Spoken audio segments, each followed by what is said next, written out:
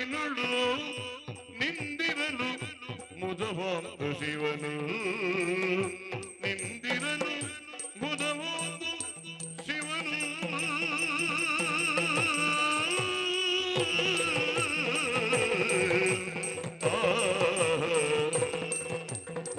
ನಿಂದಿರಲು ಮುದವಾಂದು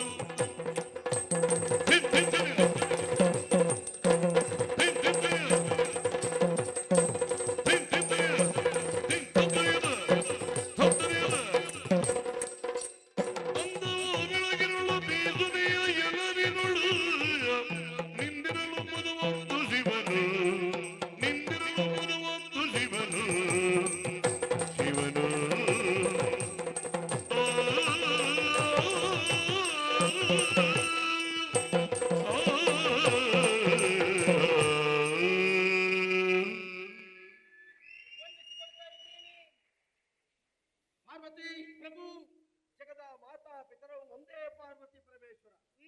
ಜಗತ್ತಿಗೆ ತಂದೆ ತಾಯಿಗಳ ಸ್ಥಾನದಲ್ಲಿದ್ದವರು ಯಾರು ಅಂತ ಕೇಳಿದ್ರೆ ಅದಕ್ಕೆ ಉತ್ತರ ದೋಪಾದಿಯಲ್ಲಿ ಎತ್ತರ ಪ್ರದೇಶದಲ್ಲಿ ನಿಂತು ಆ ಸ್ಥಾನಕ್ಕೆ ನಾವು ಅಂತ ಪ್ರಪಂಚಕ್ಕೆ ತೋರ್ಪಡಿಸಿದವರಿದ್ದೇವೆ.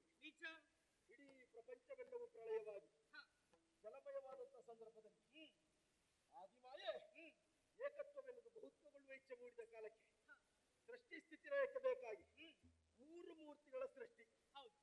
ಸತ್ಯಲೋಕ, ವೈಕುಂಠ, ಕೈಲಾಸದಲ್ಲಿದ್ದು ಮೂರು ಮೂರ್ತಿಗಳು ಲೋಕದ ಸ್ಥಿತಿಗತಿಗಳನ್ನು ಕಾಪಾಡುವುದಕ್ಕೆ ಬೇಕಾಗಿ ತಮ್ಮ ತಮ್ಮದಾದಂತಹ ಕಾರ್ಯವನ್ನ ಮಾಡಿಕೊಂಡು ಬನ್ನಿ ಅಂತ ಮಾತೆಯಾಡಿದ ಮಾತಿನಂತೆ ಕೈಲಾಸಕ್ಕೆ ಬಂದು ಸೃಷ್ಟಿ ಸ್ಥಿತಿ ಕಾರ್ಯಕ್ಕೆ ಪೂರಕನಾಗಿ ಲಯಕರ್ತಾರನಾಗಿ ಲಯ ಕಾರ್ಯವನ್ನು ಮಾಡಿಕೊಂಡು ಬಂದವ ನಾನಿದ್ದೇನೆ. ಜೊತೆಗೆ ಶಂಕದಿಂದ ದೊರೆತಂತಹ ಶಂಕರೇ ನೀನು ದಕ್ಷಪಾಲಿತ ಪುತ್ರಿಯಾದ್ದರಿಂದ ದಾಕ್ಷಾಯಿಣಿ ನಾಮಕಳಾಗಿ ನಿನ್ನ ಚಿಕ್ಕಪ್ಪನಾದಂತಹ ನಾರದನು ಹೇಳಿದ ಕಥೆಯನ್ನ ಕೇಳಿ ನನ್ನ ಕುರಿತಾಗಿ ದೈವ ಭಾವನೆಯನ್ನು ಹೊಂದಿ ತಪಸ್ಸಿನ ಮೂಲಕ ನನ್ನನ್ನು ಸೇರಿ ದಾಕ್ಷಾಯಿಣಿಯಾಗಿ ನನ್ನ ಪತಿಯಾಗಿ ಸೇರಿಕೊಂಡವಳು. ದಕ್ಷ ಮಾಡುತ್ತಿರುವಂತ ಯಜ್ಞದಲ್ಲಿ ತನ್ನ ಪತಿಗೆ ಹವಿರ್ಭಾಗವಿಲ್ಲ, ನಿರೀಶ್ವರ ಯಾಗ, ಪತಿಗೆ ಅವಮಾನವಾಗಿದೆ, ಪತಿಯರ್ಥ ಶರೀರಿಣಿ ನಾನು ಎನ್ನುವಂತ ಉದ್ದೇಶದಿಂದ ಯೋಗಾಗ್ನಿಯಲ್ಲಿ ದಯಿಸಿ ಹೋದವಳು ನೀನು. ನಿಜ. ಮತ್ತೆ ನನ್ನನ್ನೇ ಮದುವೆ ಆಗಬೇಕೆನ್ನುವಂತಹ ಹಂಬಲವನ್ನು ಹೊತ್ತು ಪರ್ವತರಾಜನ ಮಗಳಾಗಿ ಪಾರ್ವತಿಯಾಗಿ ಈ ಪರಮೇಶ್ವರನ ಕುರಿತಾಗಿ ಮತ್ತೆ ತಪಸ್ಸನ್ನು ಆಚರಿಸುವಂತಹ ಸಂದರ್ಭದಲ್ಲಿ ಕೈಲಾಗಿಯಾಗಿ ನಾನೇ ಬಂದು ನಿನ್ನನ್ನು ಪರೀಕ್ಷಿಸಿ ಜಗತ್ತಿಗೆ ಮಾತೆಯಾಗಿ ನನಗೆ ಸತಿಯಾಗಿ ಶಿವನ ಜೊತೆಗೆ ಶಿವೆಯಾಗಿ ಪರಮೇಶ್ವರನೊಂದಿಗೆ ಪರಮೇಶ್ವರಿಯಾಗಿ ಆ ಸ್ಥಾನವನ್ನು ತುಂಬಿದವಳು ನೀನಿದ್ದೀಯ. ನಿಜ. ವೈಕುಂಠದಲ್ಲಿದ್ದು ನನ್ನದಾದಂತಹ ಕಾರ್ಯಗಳೊಂದಿಗೆ ಅತೀ ಪ್ರೀತಿಯ ತಾಂಡವ ನಾಟ್ಯ ಹೇಗಾಯ್ತು ಇವತ್ತು ತಾಂಡವ ನಾಟ್ಯ ಪ್ರಭು? ನಿತ್ಯ ನೂತನವಾದದ್ದು, ಇನ್ನು ಹಿಂದೆ ಆಗ್ಲಿಲ್ಲ, ಮುಂದಿನಕ್ಕಿಂತ ಒಳ್ಳೇದಾಗುತ್ತದೆ ಅಂತ ಹೇಳಲಿಕ್ಕೂ ಆಗುದಿಲ್ಲ. ಇವತ್ತಿನ ವಿಶೇಷವೇ ತಾಂಡವ ನಾಟ್ಯ ಅಲ್ವಾ? ಹಿಂದೆ ತಾಂಡವ ನಾಟ್ಯ ಮಾಡ್ಲಿಲ್ಲ ಅಂತಲ್ಲ, ಇವತ್ತು ಈ ಬಗೆಯ ತಾಂಡವ ನಾಟ್ಯ ಆಗಬೇಕು ಎನ್ನುವ ಹಂಬಲವನ್ನು ಹೊತ್ತೇ ನಾನು ಈ ರೀತಿ ತಾಂಡವ ನಾಟ್ಯವನ್ನು ಮಾಡಿದವ. ತಾಂಡವ ನಾಟ್ಯ ಪ್ರಿಯ ಶಂಕರ 7 ವಿಧವಾದಂತಹ ತಾಂಡವ ನಾಟ್ಯ. ತಾಂಡವ ನಾಟ್ಯವನ್ನು ಪ್ರಾರಂಭಿಸಿದ ಕಾಲಕ್ಕೆ ಲೋಕದಲ್ಲಿ ಸಾಮಾನ್ಯರಾದವರು ಬೆಳ್ಳಿ ಬೆಟ್ಟವನ್ನು ಏರುವುದಕ್ಕೆ ಸಾಧ್ಯ ಇಲ್ಲ.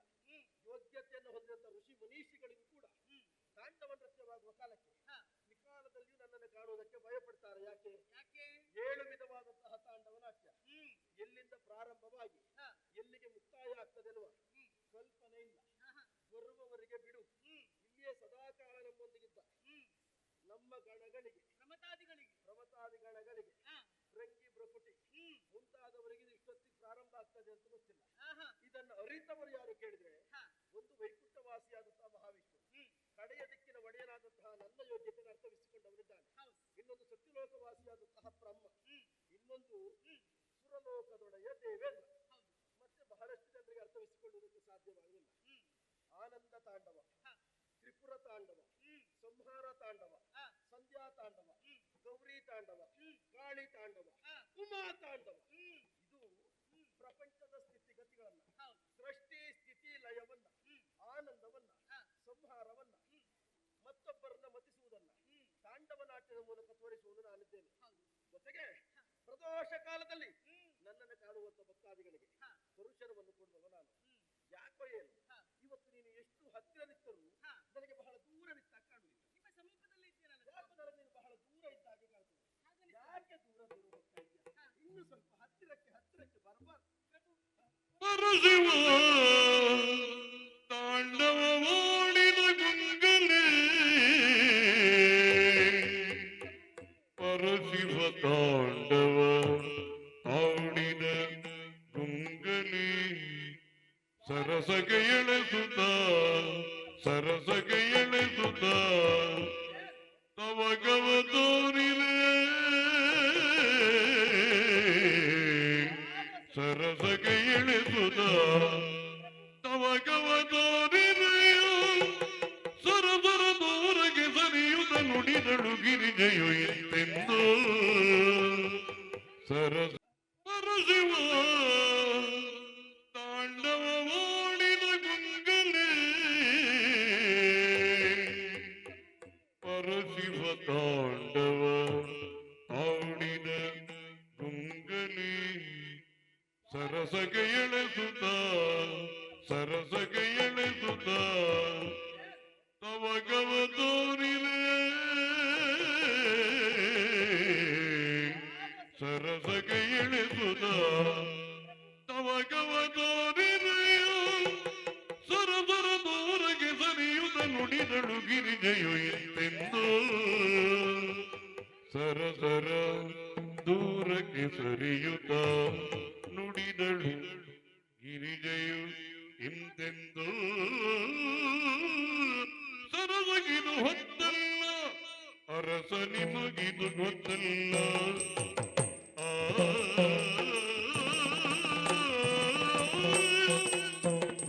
ಸರಸಗಿದು ಹೊತ್ತಲ್ಲ ಅರಸ ಗೊತ್ತಲ್ಲ ಸರಸಗಿದು ಹೊತ್ತಲ್ಲ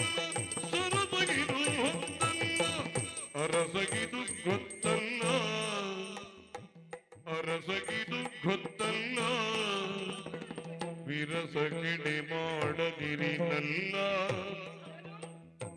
ವಿರಸಗಿಡೆ ಮಾಡದಿರಿ ನಲ್ಲ ವಿರಸಗಿಡೆ ಮಾಡದಿರಿ ನಲ್ಲ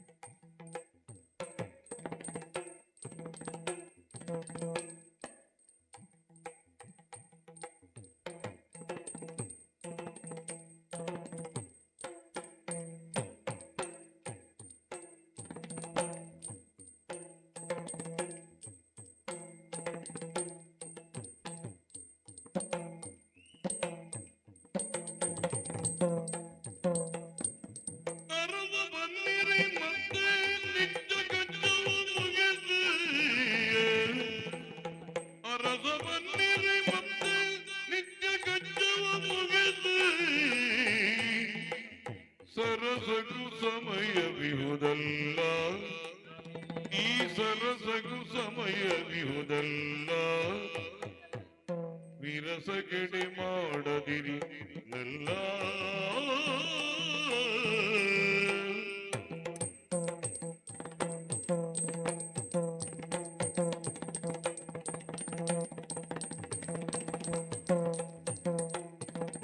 ಅರಸ ಬನ್ನಿರಿ ಮತ್ತೆ ನಿತ್ಯ ಗಜ್ಜವ ಮುಗಿದು ಸರಸಗು ಸಮಯವಿಹುದಲ್ಲ ಸರಸಗು ಸಮಯವಿಹುದಲ್ಲ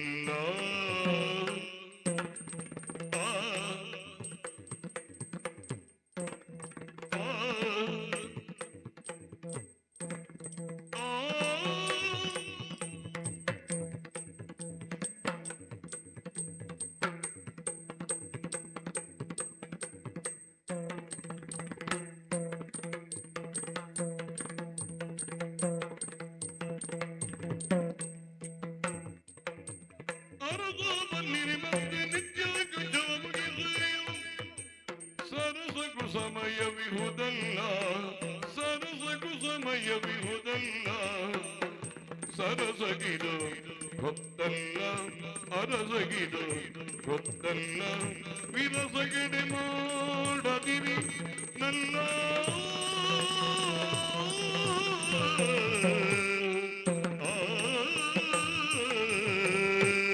ಇನ್ನು ಹತ್ತಿರ ಬರಬಾರ್ದಾ? ಪ್ರಭು, ಇಷ್ಟು ಸಮೀಪದಲ್ಲಿರಬೇಕು. ನಿಮ್ಮ ಸತಿ ನಾನು ಹಾ. ಯಾವಾಗಲೂ ನಿಮ್ಮ ಜೊತೆಯಲ್ಲಿಯೇ ಇರುವವಳು. ಹೆಚ್ಚೇಕೆ ಹಾ. ನಿಮ್ಮ ಅರ್ಧ ಶರೀರವೇ ನಾನು ಹೌದು. ಅಲ್ವಾ? ಹೀಗಿರುವಾಗ ಈ ರೀತಿಯಾದಂತಹ ಆತುರತೆ ಇದು ಸರಿಯಾ ಅಂತ ಕೇಳುದು ನಾನು. ಏನಾತುರ? ಅದಲ್ಲದೆ ಹೋದ್ರೆ ಹಾ. ಈಗಷ್ಟೇ ನೀವು ತಾಂಡವವನ್ನು ಮುಗಿಸಿದವರಿದ್ದೀರಿ. ಹೌದು. ನಿಮ್ಮ ದರ್ಶನದಲ್ಲಿ ದರ್ಶನದ ನಿರೀಕ್ಷೆಯಲ್ಲಿ ಬೇರೆ ಪ್ರಸಾದದ ಆಕಾಂಕ್ಷೆಯಲ್ಲಿ ಅದೆಷ್ಟೋ ಮಂದಿ ಭಕ್ತಾದಿಗಳು ನಿಮ್ಮ ನಿರೀಕ್ಷೆಯಲ್ಲಿದ್ದಾರೆ. ಹೌದು. ಯಾವಾಗ ಶಿವ ದರ್ಶನ ಆಗುತ್ತದೆ, ಯಾವಾಗ ಶಿವ ಪ್ರಸಾದ ದೊರೆಯುತ್ತದೆ ಎನ್ನುವ ಹಾಗೆ. ಸಾವಿರಾರು ವರ್ಷಗಳ ಕಾಲ ಹಾ ಶಿವನ ಕುರಿತಾಗಿ ತಪಸ್ಸನ್ನು ಆಚರಿಸ್ತಾರೆ. ಹಾ ಇವತ್ತೇ ಒಲಿಬೇಕು ಅಂತಿಲ್ಲ, ಹಾ ನಾಳೆ ಒಲಿದರೂ ಆದೀತು. ಹೌದು. ಇವತ್ತು ನೀನು ಸಮೀಪ ಇರಬೇಕು ಎನ್ನುವ ಬಯಕೆ. ಹಾಗಲ್ಲ ಸ್ವಾಮಿ, ಅವರ ನಂಬಿಕೆಯನ್ನು ನೀವು ಹುಸಿ ಮಾಡಬಾರದು. ಹ್ಮ್. ಹಾಗಾಗಿ ನಿಮ್ಮ ಭಕ್ತರ ಕೋರಿಕೆಗಳನ್ನ ಈಡೇರಿಸಿ ಮತ್ತೆ ಬಂದು ನೀವು ನನ್ನನ್ನು ಸೇರಬಹುದಲ್ಲ ಸ್ವಾಮಿ. ನೀನು ಹಾವಿನ ಹಾಗೆ ಮಾಡುವುದು ಯಾಕೆ? ಇದು ಸರಿಯಾದಂತಹ ಸಮಯ ಅಲ್ಲ. ಸರಸರನ್ನ ಸರಿದು ಹೋಗುವುದು ಸರ್ಪ ಹೌದಾ? ಹೌದು. ಸರಿಸ್ರಪೇತಿ ಸರ್ಪ. ಹಾ. ನೀನು ಹಾಗಲ್ಲ. ಹಾ. ಇವತ್ತು ನಾನು ನಿನ್ನ ಸಮೀಪಕ್ಕೆ ಸರಸಕ್ಕೆ ಬಂದ ಕಾಲಕ್ಕೆ ಹಾ. ಸರಸರ ಅಂತ ಸರಿದು ಹೋಗ್ತಾ ಇದ್ದೀಯ. ಹೌದು. ಏನು ನಿನಗೆ ವಿರಸವ? ವಿರೋಧ ಅಂತ ಹೇಳಿ ಅಲ್ಲ ಸ್ವಾಮಿ, ಇದು ಸರಿಯಾದಂತಹ ಸಮಯ ಅಲ್ಲ. ಈಗ ನೀವು ನನ್ನನ್ನು ಬಯಸಿ ಬಂದಾಗ ಎಲ್ಲಿಯಾದ್ರೂ ನಾನು ನಿಮ್ಮನ್ನು ತಿರಸ್ಕರಿಸಿದೆ ಅಂತಾದ್ರೆ ಹಾ. ಆವಾಗ ವಿರಸ ಉಂಟಾಗುದು ಯಾರಿಗೆ? ನಿಮಗೆ. ಹೌದು. ಹಾಗಾಗಿ ವಿರಸಕ್ಕೆ ನೀವು ಎಡೆ ಮಾಡಿ ಕೊಡಬಾರದು. ಈಗ ಮನ ಪರಿವರ್ತನೆ ಆಗಬೇಕು ಅಂತಾದ್ರೆ ಆಗಬೇಕು ಅಂತಾದ್ರೆ ಹಾ. ನಿಮ್ಮ ಭಕ್ತರ ಇಷ್ಟಾರ್ಥಗಳನ್ನೆಲ್ಲ ಈಡೇರಿಸಿ ನಿಮ್ಮ ನಿರೀಕ್ಷೆಯಲ್ಲಿ ನಾನಿರುತ್ತೇನೆ. ಮತ್ತೆ ಯಾಕೆ ತಡ? ಹೀಗೆ ಬನ್ನಿ. ಗಣಗಳೆಲ್ಲ ಅವರವರ ಕಾರ್ಯದಲ್ಲಿ ಹಾ. ತತ್ಪರರಾದವರಿದ್ದಾರೆ. ಹಾ. ಬಂದ ಭಕ್ತಾದಿಗಳಿಗೆ ದರ್ಶನವನ್ನು ಕೊಡುವುದಕ್ಕೆ ಸಾಗೋಣ. ಹೀಗೆ ಬನ್ನಿ, ಹೀಗೆ ಬನ್ನಿ.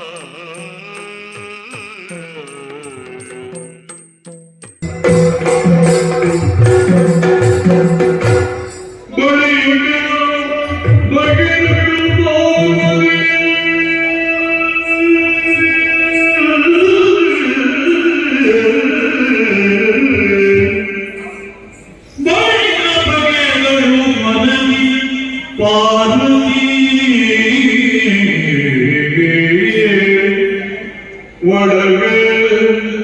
ಆರು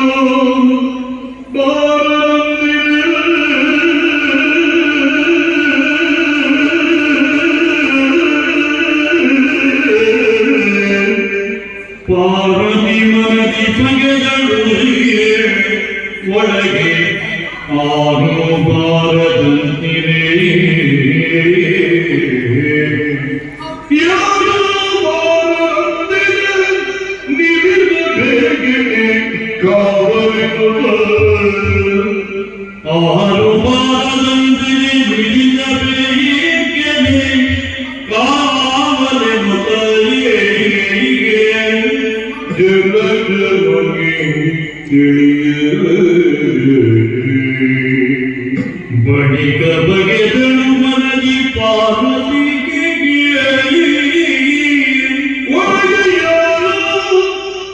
ಬಾರದಂತದೆ ಯಾರು ಬಾರದಂತದೆಯೇ ನಿಲ್ಲಿಸಬೇಕೆ ಕಾವಲಿರುತ್ತಲೇ ಜಲದ ಮುಗಿಲು ನಿಲ್ಲಿಸಬೇಕೆ ಕಾವಲಿರುತ್ತಲೇ ಜಲದ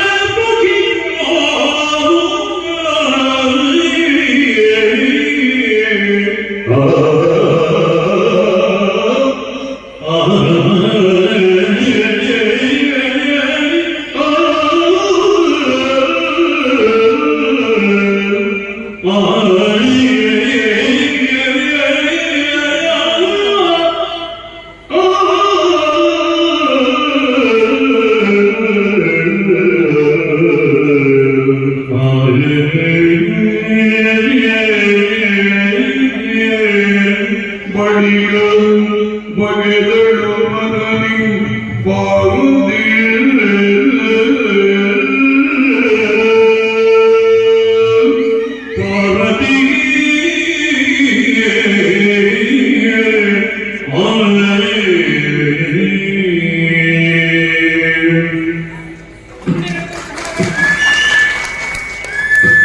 ಮತ್ತೆ ಜೀವನದಲ್ಲಿ ಮರುಕಳಿಸಬಾರದು ಅಂತಾದ್ರೆ ಇದನ್ನು ಹೀಗೆ ಬಿಟ್ಟರೆ ಸರಿಯಾಗ್ತದ?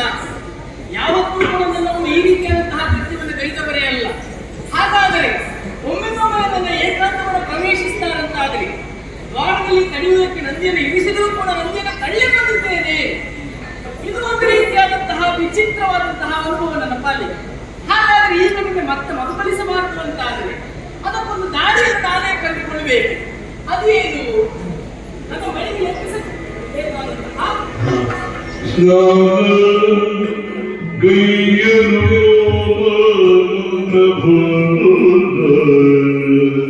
ನಿಜ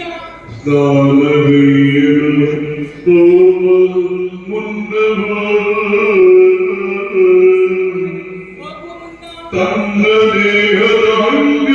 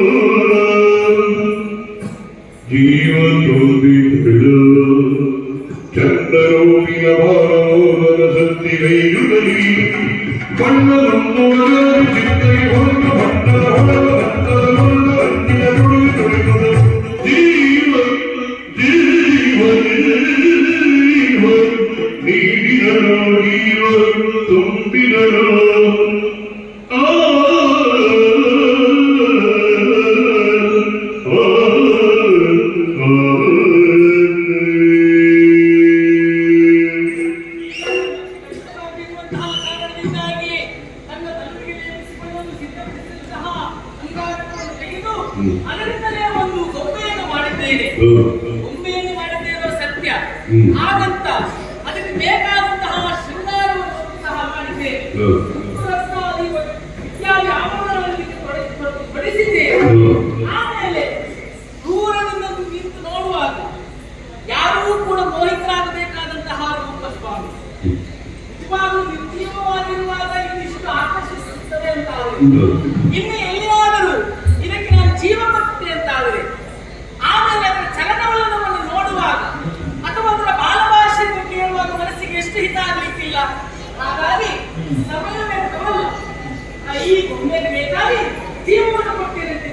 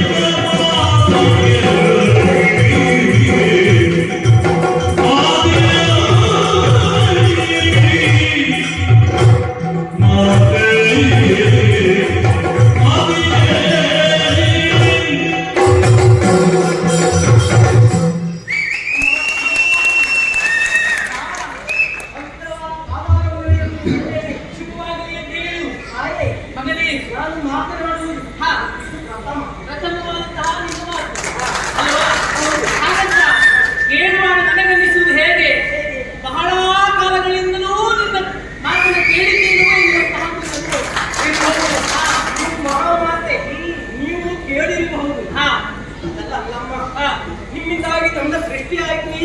ಈಗ ಕಣ್ತೆರೆದು ನೋಡಿದಾಗ ಪ್ರತ್ಯಕ್ಷ ದೇವಿಯಂತೆ ಕಾಣಿಸುತ್ತಾ ಇದ್ದೀವಿ. ನಿಜ ಅಮ್ಮ, ಈ ಪ್ರಪಂಚದ ಸಕಲ ಜೀವರಾಶಿಗಳ ಮಾತೆ ನೀವು ನಿಜ.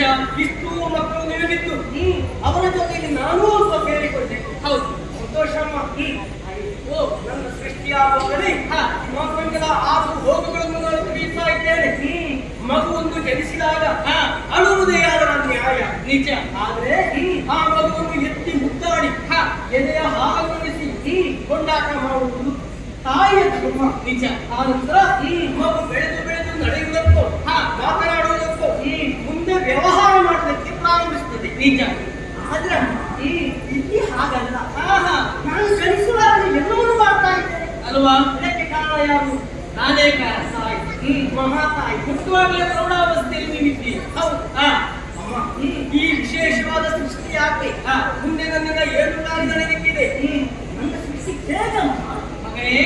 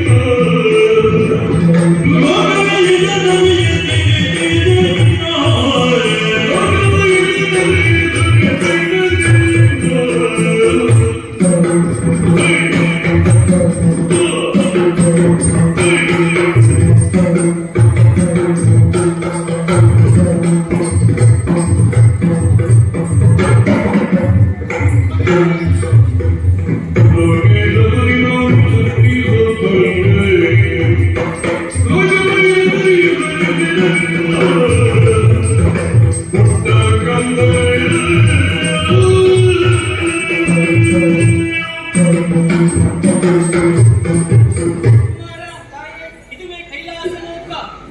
ಹೀಗಿರುವಾಗ ಈ ಕೈಲಾಸದಲ್ಲಿರುವಂತಹ ಹರಗದಗಳಿಗೆ ಎಲ್ಲವರಿಗೂ ಅಧಿಪತಿ ನನ್ನ ವಲ್ಲಭ ಪರಮೇಶ್ವರ.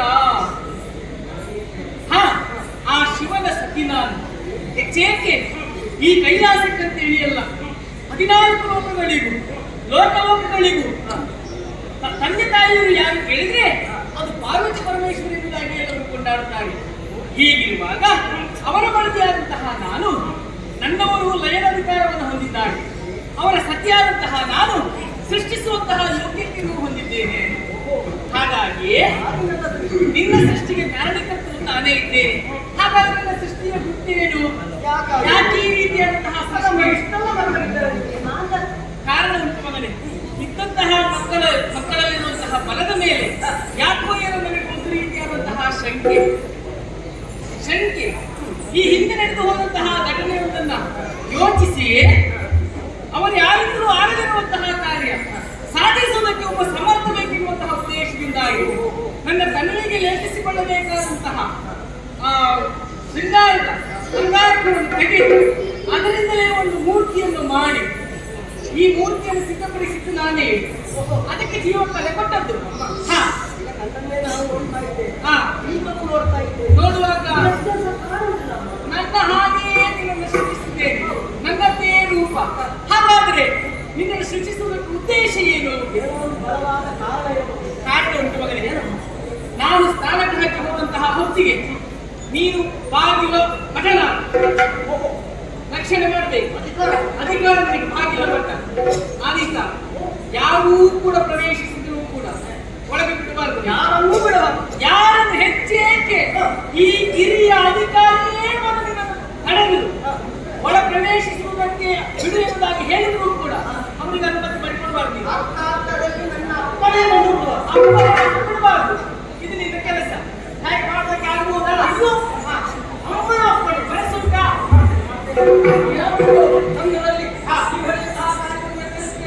ಯಾರನ್ನೂ ಬಿಡುವುದಿಲ್ಲ, ಯಾರನ್ನೂ ಬಿಡಬಾರದು. ತಡೆದು ನಿಲ್ಲಿಸ್ತೇನೆ. ಹೆಚ್ಚೇಕೆ ನಿನ್ನ ಅಪ್ಪ ಬಂದ್ರು ಬಿಡುವುದಿಲ್ಲ. ಅಮ್ಮ ಒಳಗಿದ್ದಾರೆ. ಅಮ್ಮ ಹೇಳಿದ ಮಾತ್ರ ಬಿಡ್ತೇನೆ. ಒಂದು ಮಾತು ಏನು, ನಿಮ್ಮ ಒಪ್ಪಿಗೆ ಇನ್ನು ಸ್ವಲ್ಪ ಮನೆ ನಿನ್ನದೇ ಆಗ್ತದೆ. ಆದಿತ್ತಂತೆ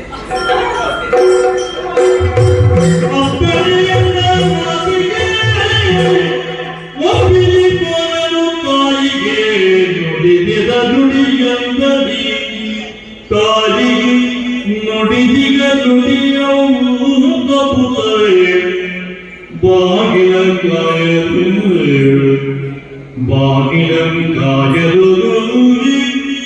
ಬಂದ ಬಾಗಿಲಂ ಕಾಯಲು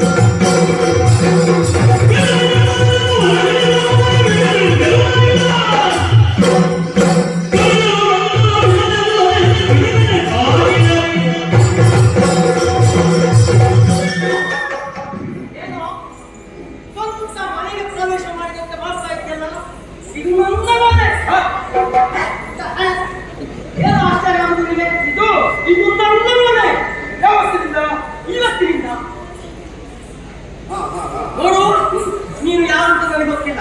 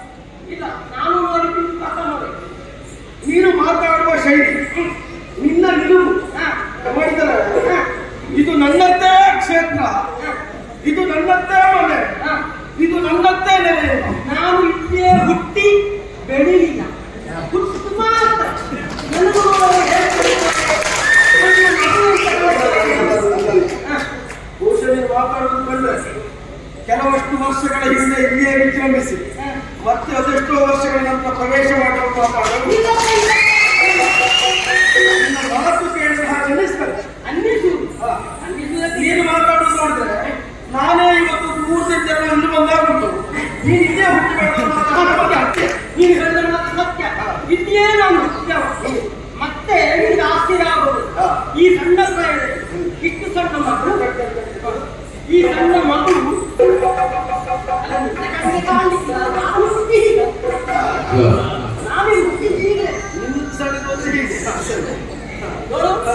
ನನಗೆ ಆಗಿಲ್ಲ. ನನಗೆ ಆಶ್ಚರ್ಯ ಆಗೋದು ಅಷ್ಟೇ. ಈ ಚಿಕ್ಕ ಮಗು ಈ ರೀತಿಯಾಗಿ ಮಾತನಾಡುವಂತೆ ಅಡಿದಂತೆ ಹಾರಾಡುವಂತೆ ಸಾಧ್ಯವೋ? ನನಗೆ ಆಶ್ಚರ್ಯ ಆದದ್ದೇನು ಗೊತ್ತಾ? ಇದು ನನ್ನ ಮನೆ, ನನ್ನ ಗೃಹ. ನನ್ನ ಗೃಹದಲ್ಲಿ ನಾನು ಗಮನಿಸುವ ಕಾಲಕ್ಕೆ ನನ್ನನ್ನು ಅರ್ಥೈಸುವುದಕ್ಕೆ ಬೇಕಾಗಿ ನಿಂತವ ನೀನು ಯಾರು ಗೊತ್ತು ಗೊತ್ತಾಗಲಿಲ್ಲ. ಒಳ ಪ್ರವೇಶ ಮಾಡಬೇಕು. ಬಿಡ್ತೀಯಾ?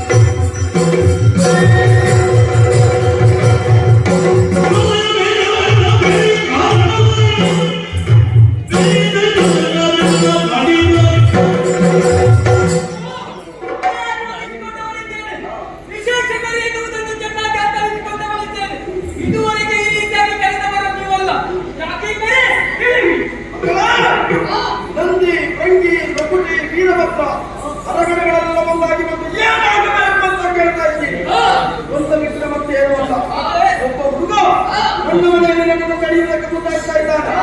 ಪಾಠವನ್ನು ಬಿಡುವುದಕ್ಕೆ ಹೇಳಿದ್ರೆ ಬಾಯಿಗೆ ಬಂದ ಹಾಗೆ ಮಾತನಾಡ್ತಾ ಇದ್ದಾನೆ. ಹೋಗಿ ಅವನನ್ನು ನಿವಾರಿಸುತ್ತೇನೆ.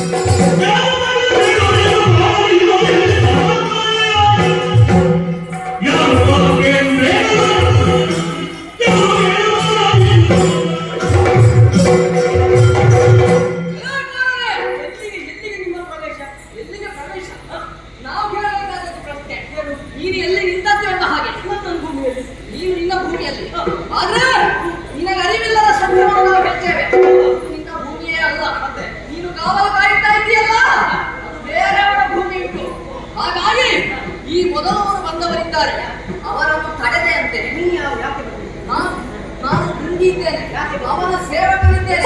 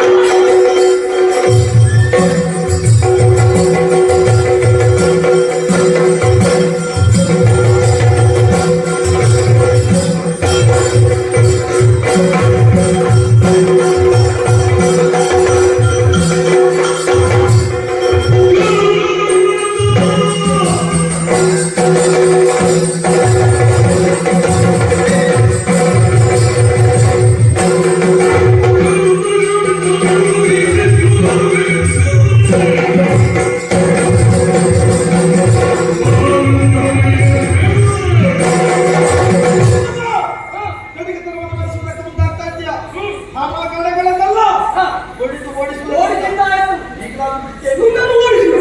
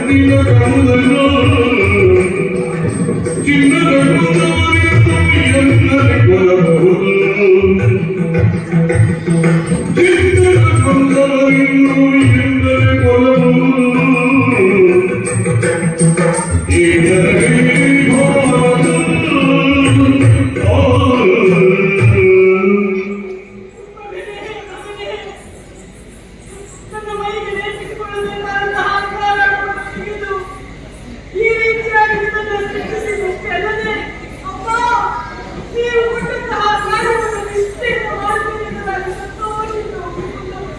ಆದರೆ ಹೀಗಿಂತ ಸ್ಥಿತಿ ಬರುವುದಕ್ಕೆ ನನಗೆ ಮೊದಲೇ ಅರಿವಿನಿಂದ ಖಂಡಿತವಾಗಿರುವುದನ್ನು ಚಿಂತಿಸುವುದಕ್ಕೆ ಪ್ರಭು, ಎಂತಹ ಕಾರ್ಯವನ್ನು ಎಸಗಿಸಿದೆ ಸ್ವಾಮಿ.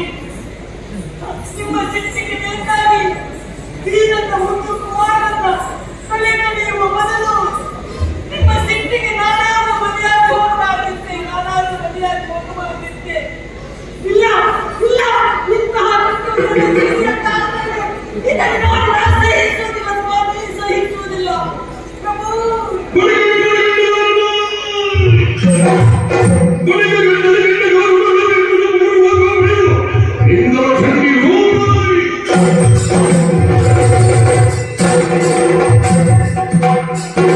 ನಾಯಕನಾದಂತಹ ನೀವೇ ಈ ರೀತಿಯಾಗಿ ತಪ್ಪಿದ್ದೀರಿ ಅಂತಾದ ಮೇಲೆ, ನಿಮ್ಮಿಂದಾಗಿ ನನ್ನ ಸೃಷ್ಟಿ ನಾಶವಾಯಿತು ಅಂತಾದ ಮೇಲೆ, ಇದನ್ನು ನೋಡಿ ನಾನು ಸಹಿಸಲಾರೆ, ನಾನು ಸಹಿಸಲಾರೆ.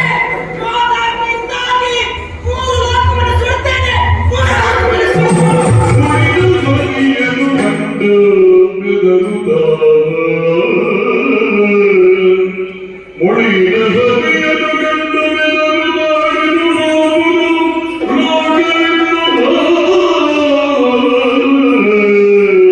ಅರಿದು ಹೋಗುವುದು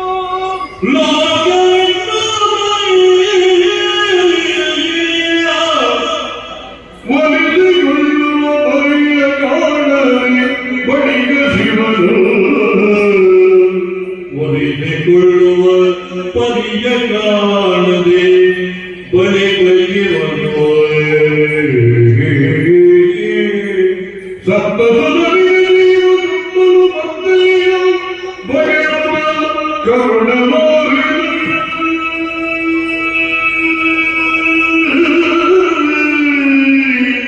ಸುಧರಿಗೆ ಜೀವ ತಂದನು ಮತ್ತೆ ಬಗೆಯುವುದ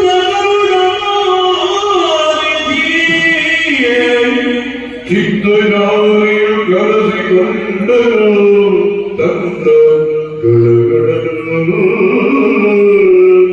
ಚಿತ್ತಜಾರಿಯು ಕರೆಸಿಕೊಂಡನು ತನ್ನ ಗಳಗಳನ್ನು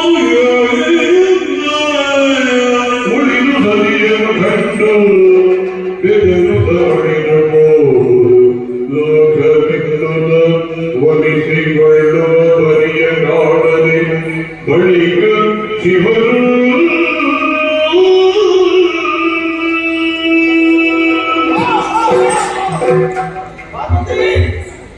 ಜಯಿಸಿಕೊಳ್ಳಬೇಕು. ಬೇಕು. ಉಳಿದು 3 ಲೋಕವನ್ನು ಸುಟ್ಟು ಬಿಡ್ತೇನೆ ಅಂತ ನೀನು ಮುಂದಾದ್ರೆ ನಿನ್ನಿಂದ ಪ್ರಪಂಚವನ್ನು ಉಳಿಸ್ತೇನೆ ಎನ್ನುವಂತ ಶಕ್ತಿ ಹೊತ್ತವನ್ನು ಮತ್ತೆ ಯಾರಿರುವುದಕ್ಕೆ ಸಾಧ್ಯ ಇಲ್ಲ. ಪರಶುರಾದಂತಹ ನನ್ನಿಂದ ಅಪರಾಧವಾದದ್ದು ಸುಳ್ಳಲ್ಲ.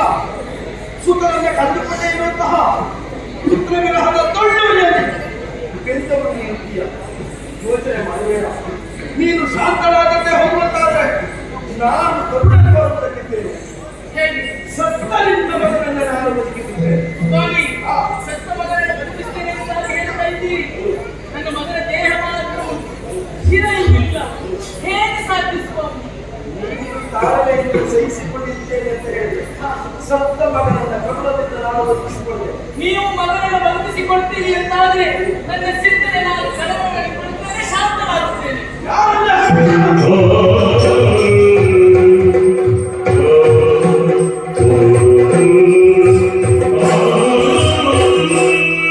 ಸಂಚಾರಕ್ಕಾಗಿ ಸಾಗಿ ಉತ್ತರ ದಿಕ್ಕಿಗೆ ತಲೆಯಕ್ಕೆ ಮಲಗಿರುವ ಯಾವುದೇ ಪ್ರಾಣಿಯಾಗಲಿ ಪ್ರಾಣಿಯ ತಲೆಯನ್ನ ಕತ್ತರಿಸುತ್ತಾನೆ.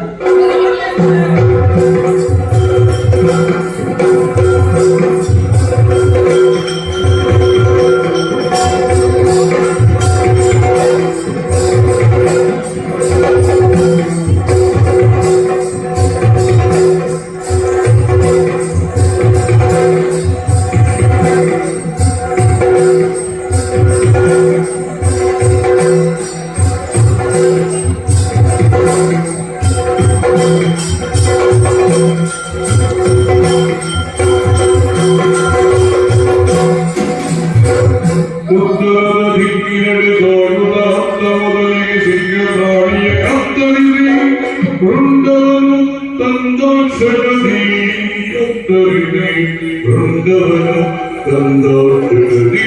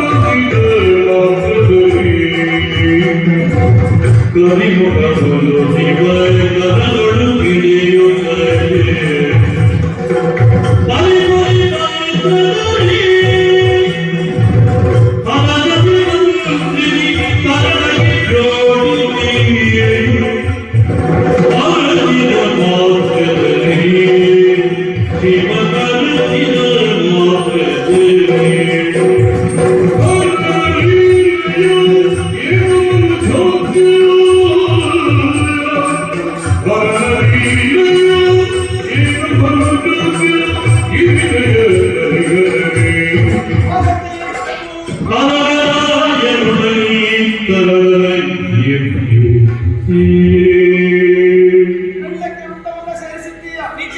ಜೀವ ಕಳೆಯಲ್ಲ ನಾನು ಯಾಕೆ ಬರುವುದಕ್ಕಿದ್ದೇನೆ.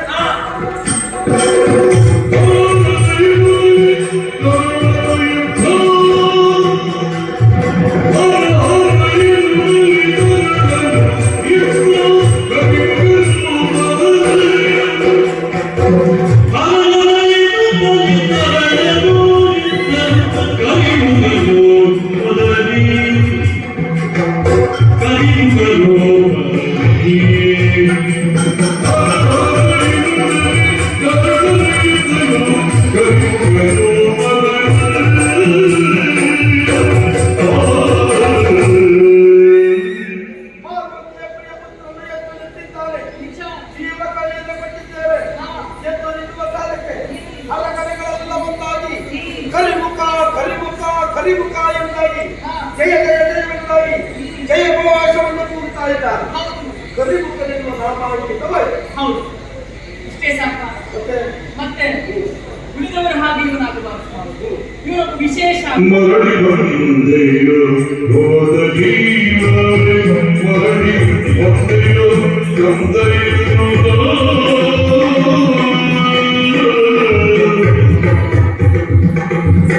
ಮರಳಿ ಬಂದೆಯೋ ಹೋದ ಜೀವವೇ ಮರಳಿ ಬಂದೆಯೋ ಕಂದೆಯೋ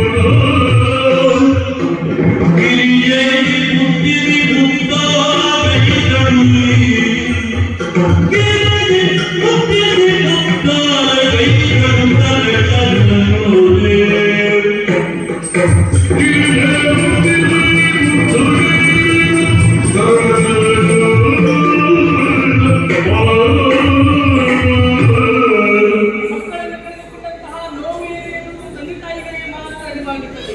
ಈ ಮಗುವನ್ನು ಸೃಷ್ಟಿಸಿದಂತಹ ನನಗೆ ಒಮ್ಮೆಲೆ ನೀವು ಬಂದು ನನ್ನ ಶಿರಚ್ಛೇದನ ಮಾಡಿದ ಮೇಲೆ ಉಸಿರೇ ನಿಲ್ಲುವಂತಹ ಅನುಭವ ಆದರೂ ಕೂಡ ಕಳೆದುಕೊಂಡಂತಹ ಮಗ ಮತ್ತೆ ಹುಟ್ಟಿ ಬಂದಲ್ಲ ಸ್ವಾಮಿ, ಮನಸ್ಸಿಗೆ ಬಹಳ ಸಂತೋಷವಾಯಿತು.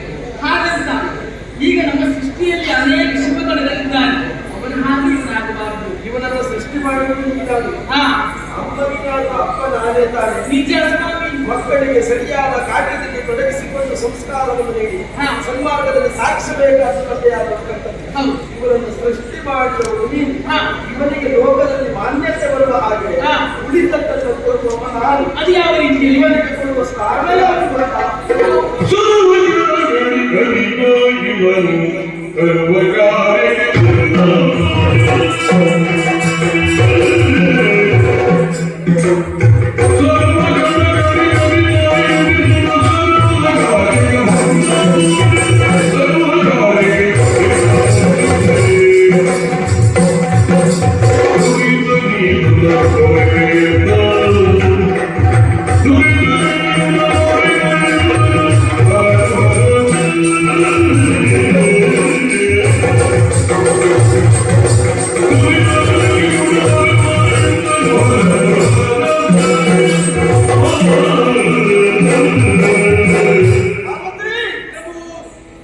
ಮಗನನ್ನು ಸೃಷ್ಟಿ ಮಾಡಿದವರು ನೀನು. ನಿಜ.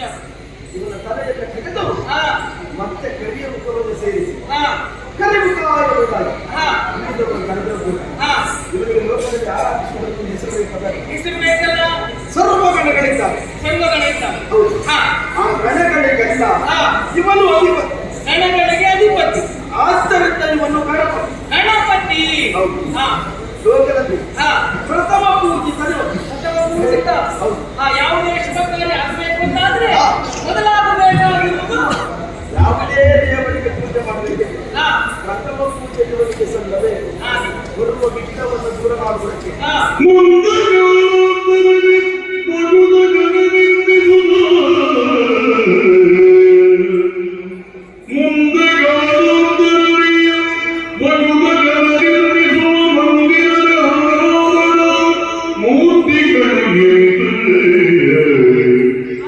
ಮಂದಿರದಲ್ಲಿ ಆರಾಧನಾ ಮೂರ್ತಿಗಳಿವೆ ಸಂತ ಮಗುವಿಯ ಪೂಜೆಗೊಂಬುದವೇ ಪ್ರಕಟಗೊಳ್ಳುತ್ತದೆ ನೊಂದವರ ನಾಮಗಳ ದಿಂಗಿದವು ಸರಿಸುತ್ತ ನೊಂದವರ ನೋಮಗಳೇ ಇಂಗಿದವು ಸರಿಸುತ್ತ ತಂದೆ ತಾಯಿಯರಲ್ಲಿ ಹೊರೆಯುತ್ತ ಭಗವತ ಜನ ಬಂಧುವಿರಿ ನಾವಿರುವ ಕ್ಷೇತ್ರಗಳು ತಂದೆ ತಾಯಿಯ ಕರದಿ ಹೊರೆಯುತ್ತ ಭಗವತ ಜನ ಬಂಧುವಿರಿ ನಾವಿರುವ ಕ್ಷೇತ್ರಗಳು ನಾವಿರುವ ಕ್ಷೇತ್ರಗಳು ಹೆಸರೆಂದು ಬೆರೆಯುವುದೆಂದ ಶಿವರು ನಾವಿರುವ ಕ್ಷೇತ್ರಗಳು ಹೆಸರೆಂದು ಮೆರೆಯಲಿರುವುದೆಂದ ಶಿವರು ಮುಂದೆ ಕಾಲಾಂತರದಲ್ಲಿ ಭಗವದರಿರುವ ಮಂದಿರದಲ್ಲಿ ಆರಾಧನಾ ಮೂರ್ತಿಗಳು ಏನಿದೆ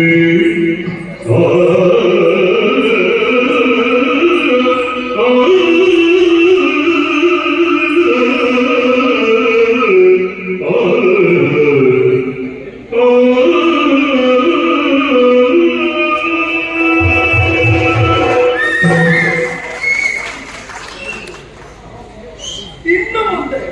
ಹಾ.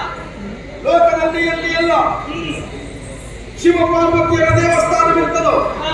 ಎಲ್ಲಾ ದೇವಸ್ಥಾನಗಳು ಹಾ. ಶಿವನ ಪ್ರತಿಷ್ಠಾಪನೆಯಾಗಬೇಕು. ಹಾ. ಪ್ರಥಮ ಪೂಜೆಯನ್ನ ವಿಘ್ನ ನಿವಾರಕರಾದಂತಹ ಇವನಿಗೆ ಪೂಜೆಯನ್ನು ಸಲ್ಲಿಸಬೇಕು. ಹಾ. ಲೋಕಭೋಗದಲ್ಲಿ ಹಾ. ಯಾವ ಇವರನ್ನ ಪೂಜಿಸ್ತಾರೋ ಅವರ ಬದುಕಿನಲ್ಲಿ ಬರುವಂತಹ ಹಾ. ಕಷ್ಟ ಕಾರ್ಪಣ್ಯವೆನ್ನುವಂತಹ ವಿಘ್ನವನ್ನ ಹಾ. ದೂರ ಮಾಡುವ ವಿನಾಯಕನಿಂದಲಾಗ್ತಾನೆ ಎನ್ನುವುದಕ್ಕೆ ಎಂದು ಮಾತಲ್ಲ. ಹಾ. ಲೋಕದಲ್ಲಿ ಇವನನ್ನು ಪೂಜಿಸಿ ಆರಾಧಿಸುವ ಭಕ್ತರು ಹಾ. ತಂದೆ ತಾಯಿಗಳಿಗೆ ಸಮಾನರಂತೆ, ಹಾ. ತಂದೆ ತಾಯಿಗಳಿಗೆ ಸಮಾನವಾಗಿರುವ ಭಕ್ತಾದಿಗಳನ್ನ ಹಾ. ಬರುವ ಕಷ್ಟವನ್ನಂತೂ ದೂರ ಮಾಡಿ ಹಾ. ಅವರ ಬದುಕಿನಲ್ಲಿ ದೇವರಾಗಿ ವಿಜೃಂಭಿಸಬೇಕು, ಹಾ. ಗಣಕನಿಗೆ ಒಡೆಯನಾಗಬೇಕು. ಹಾ. ಜೊತೆಗೆ ಜೊತೆಗೆ ಬಹಳ ದಿನಗಳ ಹಿಂದೆ ದೇವಗುರುವಾದಂತಹ ಬೃಹಸ್ಪತಿ ಆಚಾರ್ಯರು ಹಾ. ನನ್ನಲ್ಲಿಗೆ ಬಂದು ಹಾ. ಅವರೇ ಕೇಳಿಕೊಂಡವರಿದ್ದಾರೆ. ಏನಂತ? ದೇವರೇ, ಹಾ. ನೀವು ಹಾಗೂ ಬ್ರಹ್ಮದೇವರು ಹ್ಮ್. ಕೆಟ್ಟವರು ನಿಮ್ಮನ್ನು ಮನಸ್ಸಿಕೊಂಡ ಕಾಲಕ್ಕೆ ಹಾ. ಸಂತೋಷಭರಿತರಾಗಿ ಹಾ. ಒಲಿದು ಹಾ. ಅವರ ಮನದ ಅಭೀಷ್ಟವನ್ನು ನೀವು ಈಡೇರಿಸುವುದಕ್ಕೆ ಹಾ. ಅಸ್ತು ಅಂತ ವರವನ್ನು ಕೊಡ್ತೀರಿ. ಹಾ. ವರವನ್ನು ಪಡೆದವರು ಹಾ.